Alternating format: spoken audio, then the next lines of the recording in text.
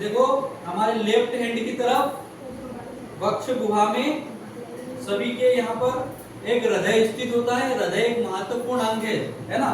ये इसकी जो पेशियां होती है, मांसपेशियां अनैच्छिक होती है। अनैच्छिक से मतलब अपने दिमाग से इसका कंट्रोल नहीं होता, ये अपनी इच्छा से चलता है, अपने दिमाग की इच्छा से नहीं चलता। इसकी जो मांसपेशियां है वो अनैच्छिक होती है। ये लगातार काम करता रहता है और जिस दिन रुक जाता है उस दिन जीवन खत्म हो जाता है। इसकी संरचना में क्या होता है, देखो इसमें एक महाधमनी होती है, महाधमनी, और एक महाशिरा होती है। तो धमनी और शिरा के बारे में समझेंगे।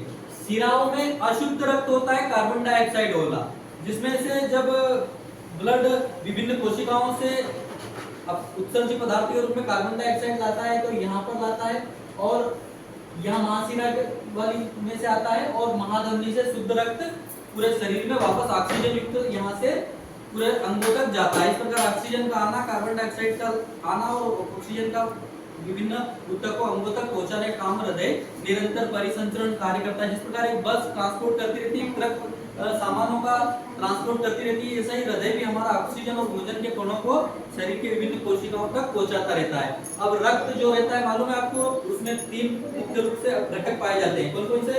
एक आरबीसी लाल रक्त कणिकाएं, डब्ल्यूबीसी श्वेत रक्त कणिकाएं और प्लेट्स।